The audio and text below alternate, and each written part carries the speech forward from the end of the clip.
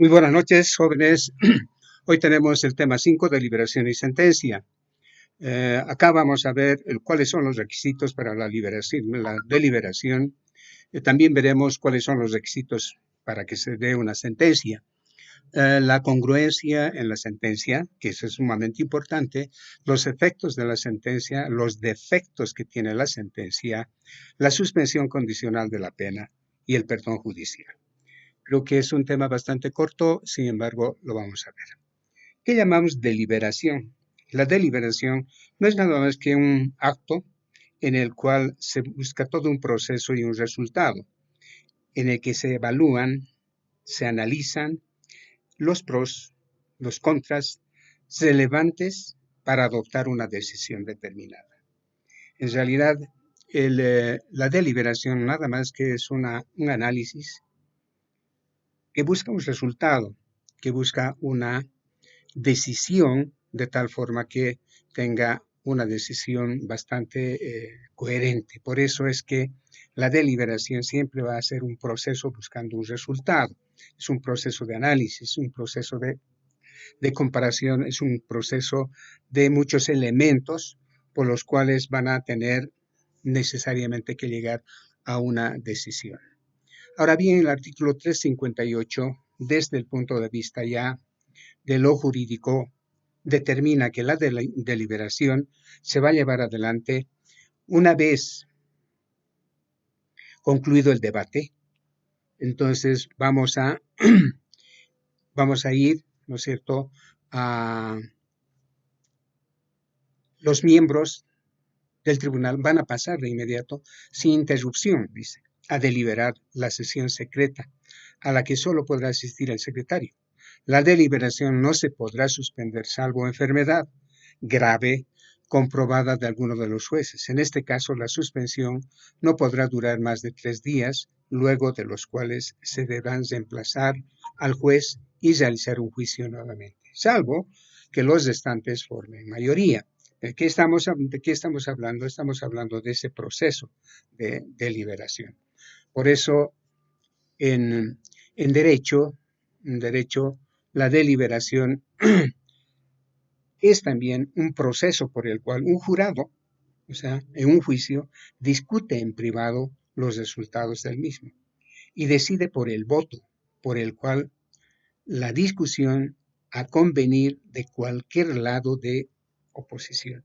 Es decir, va a haber un jurado, si es un tribunal, van a deliberar entre ellos y van a decidir mediante un voto, ¿no es cierto?, cuál es el punto de vista de cada uno de ellos. O sea, del mismo modo se denomina también al proceso de discusión privada de los jueces de un tribunal, ya, en este caso puede ser pluripersonal, para tomar la decisión y dictar sentencia en materia criminal. El resultado de la deliberación, entonces, en este sentido, va a ser el veredicto y conforme a este se dictará la sentencia apropiada. Bien, en ese sentido, ¿qué vamos a entender por sentencia? La sentencia va a ser una resolución de carácter jurídico que le permite dar por finalizada una contienda. Es decir, después de haber deliberado van a llegar a un nivel de decisión. Por eso el 357 dice: el juez de sentencia, concluido el debate y en la misma audiencia, el juez dictará sentencia. Se aplicará lo que corresponda todo lo establecido en este capítulo. Es decir, en lo que establece el Código de Procedimiento Penal. Entonces, en ese sentido, vamos a tener una especie de resolución, es decir, una toma de decisión después de una deliberación. Sentencia también podemos conocerlo como, desde un punto de vista etimológico, viene de una raíz latina, sententia, que es simple y llanamente una impresión u opinión que una persona defiende o apoya. Es decir, el término es utilizado para hacer referencia al fallo dictado por un tribunal o un juez y a la declaración que deriva de un proceso judicial. En ese sentido, una sentencia es una resolución de carácter jurídico que remite dar por finalizada la contienda. Entonces, eso es sumamente importante tomar en cuenta desde el punto de vista de lo que vamos a llamar sentencia y el veredicto. El veredicto va a ser finalmente, ¿no es cierto?, la decisión que van a tomar el tribunal o el juez cuando se va a dictar esa sentencia.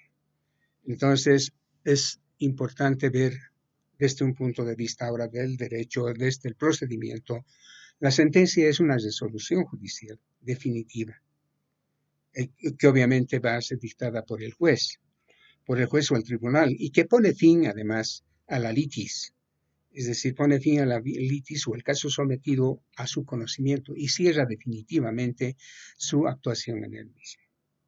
O sea, la sentencia definitiva no queda firme o ejecutoriada hasta que sea confirmada al finalizar todas las instancias de revisión, mediante los recursos de apelación establecidos por la ley y procedimientos. ¿Qué significa? Significa que si bien se da una sentencia en primera instancia ante el juez o el tribunal de sentencia, tiene que agotarse todos los pasos ya que requieren para ser confirmadas, una vez que esté confirmada por todas las revisiones que se han realizado a los diferentes recursos que tiene, entonces recién se va a dar por ejecutado. Bien, tenemos entonces la sentencia judicial. Para dar por concluido un caso, es necesario que exista la sentencia definitiva firme. ¿Qué significa definitiva firme? Que habíamos indicado que en el procedimiento penal, debido a que tiene dos etapas, la primera es la fase o la primera de investigación y la segunda de juicio, solo puede establecerse la culpabilidad de una persona mediante sentencia definitiva. Esta sentencia definitiva va a ser dictada en juicio, habitualmente oral, una vez que la misma ha quedado firme. Entonces, en ese sentido, la sentencia judicial tiene ese tipo de característica, ¿cierto? Por eso existen diferentes normas para la deliberación, de acuerdo al artículo 357, ¿no es cierto? Indica que las normas para la deliberación y votación, el tribunal tiene que valorar necesariamente las pruebas producidas durante el juicio, de un modo integral además y conforme a las reglas de la sana crítica, y expone los razonamientos que fundamenta su decisión. Los jueces deliberarán y votarán respecto a todas las cuestiones en el siguiente orden, ¿no es cierto? Las relativas a todas las cuestiones incidentales que se han diferido en este momento, si ha habido incidentes. Las resoluciones o las cuestiones, ¿no es cierto?, relativas a todos los incidentes y relativos a la comisión del hecho punible y la absolución o condena del imputado. Y además, ¿no es cierto?, por la imposición de la pena aplicable. Las decisiones se adoptarán por mayoría. Los jueces fundamentarán, obviamente, separadamente sus votos o lo harán en forma conjunta cuando estén de acuerdo. Las disidencias deberán fundamentarse expresamente por escrito. En caso de igualdad de votos, se adoptará como decisión la que más favorezca al imputado. Eso es sumamente importante cuando hay la deliberación como tal. Sin embargo, existen también algunos requisitos para la sentencia. Por ejemplo, la sentencia se pronunciará obviamente en nombre de la República y va a contener elementos importantes. Primero, la mención del tribunal, lugar, fecha en que se dicte, el nombre de los jueces, de las partes y los datos personales del imputado. la enunciación del hecho y circunstancias que hayan sido objeto de juicio, el voto de los miembros del tribunal sobre cada una de las cuestiones planteadas en la deliberación o exposición de motivos y de hecho, además de derecho en el que se fundan, es decir, cuál es la base de derecho. Otro requisito de la sentencia es la parte dispositiva tiene que estar convención de las normas aplicables y obviamente tiene que sellarse con la firma de los jueces. Si uno de los miembros del tribunal no puede suscribir la sentencia por impedimento ulterior, o sea, después de la deliberación y votación, se dejará constancia de ello y la sentencia valdrá sin la firma. Eso es importante tomar en cuenta, ¿no es cierto?, cuando estamos aplicando el 360 del Código de Procedimiento Penal.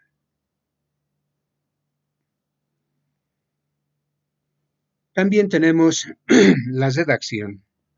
La redacción y lectura del 361, o sea, de la sentencia, es importante, o sea, que sea redactada y firmada inmediatamente después de la deliberación, sin interrupción. El tribunal se constituye únicamente, nuevamente, en la sala de audiencia para su lectura por el presidente del tribunal. Quien va a dar la lectura a la sentencia, a la decisión que se ha tomado en el tribunal, va a ser obviamente el presidente del tribunal.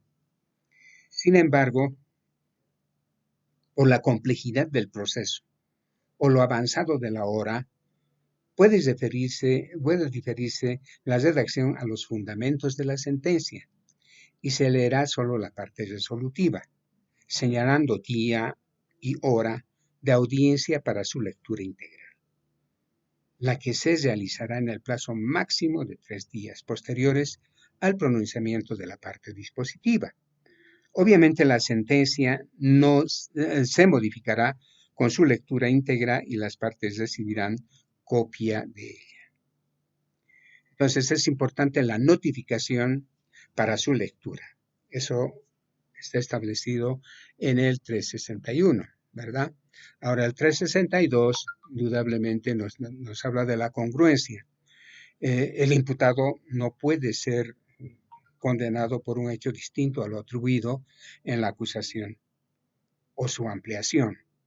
Es decir, necesariamente tiene que ser congruente la sentencia en función del hecho cometido.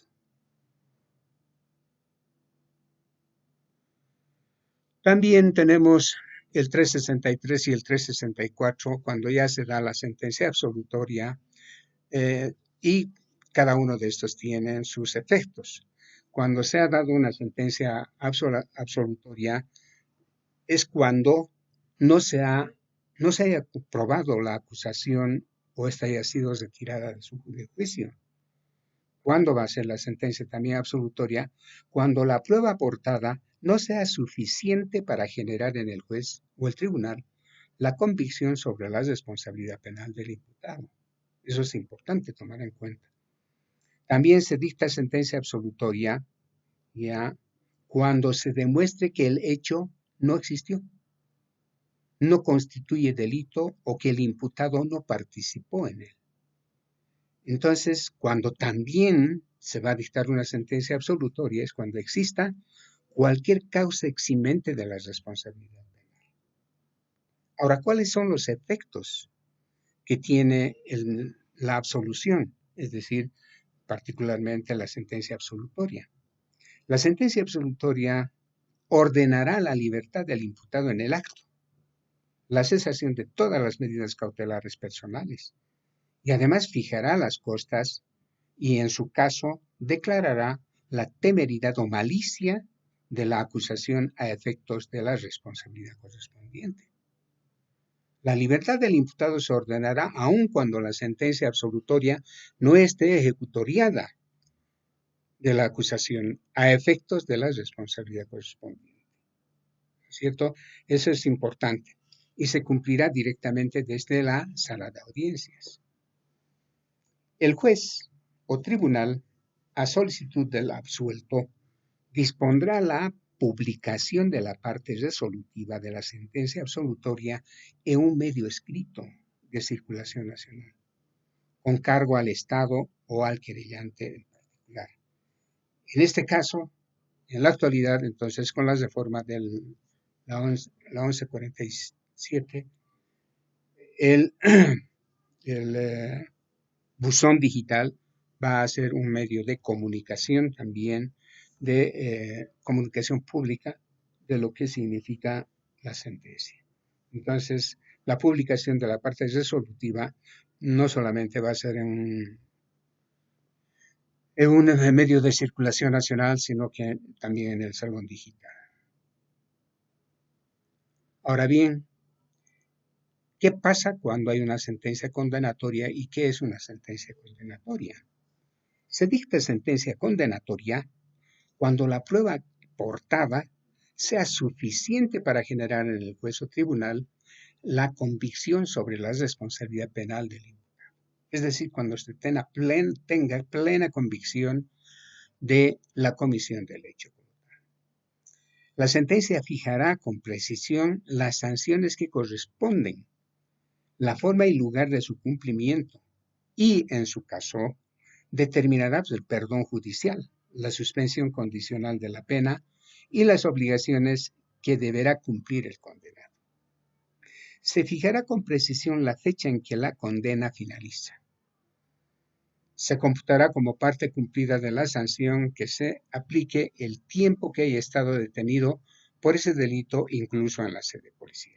Es decir, se computa absolutamente todo desde el momento en que ha sido detenido. Se establece además la forma y el plazo para lograr o para pagar la multa y se unificarán las condenas o las penas. La sentencia decidirá también sobre las costas y sobre la entrega de objetos secuestrados a quien el tribunal entienda con mejor derecho de poseerlos. Además, decidirá sobre el decomiso, la confiscación o la destrucción que está previsto en la ley. La sentencia condenatoria o la que imponga una medida de seguridad ejecutoriada habilitará el procedimiento especial para la reclamación de los daños y perjuicios que correspondan. Entonces, como ustedes pueden ver, esa es la sentencia condenatoria. Pero, sin embargo, ¿no es cierto?, también tiene ese tipo de efectos que acabamos de ver.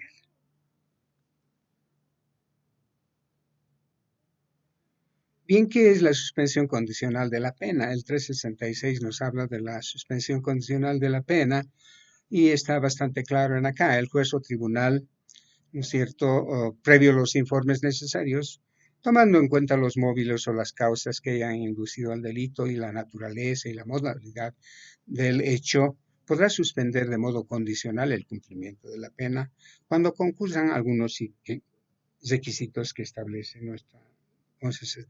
la ley, ¿no es cierto?, 1970. Entonces, primero, que la persona haya sido condenada a pena privativa de libertad que no exceda de 3 años.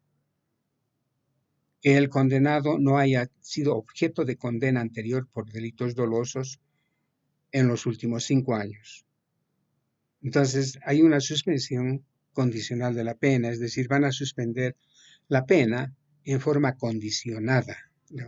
Hay una condición y esa condición precisamente son esas dos categorías que estamos explicando. El artículo 367 tiene efectos, o sea, hay unos efectos de lo que significa la suspensión condicional de la pena. ¿Ya? Una vez ejecutoriada la sentencia que impone condena de ejecución condicional, el que se beneficia debe cumplir las obligaciones impuestas de conformidad al artículo 24 de este código. O sea, una vez vencido el periodo de prueba, la pena quedará extinguida. Si durante el periodo de prueba el beneficiario infringe, sin causa justificada, las normas de conducta impuestas, la suspensión será revocada y deberá cumplir la pena impuesta. La suspensión de la pena no libera al condenado de las multas ni las inhabilitaciones que se le hayan impuesto en la sentencia. Eso es lo que explica el 367 de nuestro Código de Procedimiento Penal. ¿Cuáles son los efectos de la suspensión condicional de la pena? Sin embargo, también tenemos en el 368 el perdón judicial y la responsabilidad civil. Cuando hablamos del perdón judicial, es cuando el juez o tribunal, al dictar la sentencia condenatoria, concede el perdón judicial al autor o partícipe, que por un primer delito haya sido condenado a pena privativa de libertad no mayor de 2 años. Entonces, el perdón judicial va a darse solamente a aquellos hechos o aquellos delitos que tienen, obviamente, una pena no mayor de 2 años. El artículo 369 dice la responsabilidad civil. Entonces, la suspensión condicional de la pena y el perdón judicial no comprenden la responsabilidad civil que deberá ser siempre satisfecha. Bien, y finalmente tenemos cuáles son los defectos de las sentencias. Las sentencias tienen defectos cuando han sido mal aplicadas por la autoridad jurisdiccional en cuanto se refiere a la sentencia. Y obviamente van a habilitar y van a poner inmediatamente de manifiesto el recurso de apelación restringida. Por ejemplo, la inobservancia o errónea aplicación de la ley sustantiva, cuando no ha aplicado correctamente el juez o el tribunal la ley establecida. Cuando también se puede dar es cuando el imputado no esté suficientemente individualizado, es decir, que no tenemos plena convicción de que es esa la persona. ¿Crees que falte la enunciación del hecho objeto de juicio o su determinación circunstanciada? Si no hay en el juicio una relación de los hechos correctamente investigada, entonces no aplica. O que se base en medios o elementos probatorios no incorporados legalmente al juicio o incorporados por su lectura en violación a las normas de este tipo, que también va a dar, ¿no es cierto?, pie para una apelación restringida. Además, que la sentencia se base en hechos inexistentes o no acreditados o en valoración defectuosa de la prueba. Es decir, que no ha tomado en cuenta muchas pruebas o ha habido una valoración totalmente superficial y sin embargo esas pruebas pueden determinar la inocencia del sujeto. Finalmente, que la condena en el proceso ordinario se funde en el reconocimiento de la culpabilidad. Creo que es importante ver que la condena tiene que estar necesariamente relacionado en el elemento de culpabilidad. Que exista contradicción en la parte dispositiva entre esta y la parte considerativa, es decir, tiene que ser coherente, ¿no es cierto?, y congruente la redacción de la sentencia. Que no conste la fecha y no sea posible determinar o falte la firma de alguno de los jueces y no se pueda determinar si ha participado en la deliberación, salvo los casos de excepción previstos, ¿no es cierto?, cuando ya está en el Código de Procedimiento Penal. La inobservancia de las reglas previstas en la deliberación y redacción de la sentencia, y la inobservancia de las reglas relativas a la congruencia entre la sentencia y la acusación. Es decir, tiene que ser congruente, no puede ser sentenciado por un delito que es distinto al que se lo está investigando o al que se le atribuye la comisión a este sujeto. En realidad eso es en cuanto se refiere a la deliberación de sentencia. Son diferentes requisitos, diferentes características, diferentes principios que rigen obviamente a la deliberación y a la sentencia. Ese es el tema que nos tocaba por hoy. Les quedo profundamente agradecidos por su presencia. Gracias.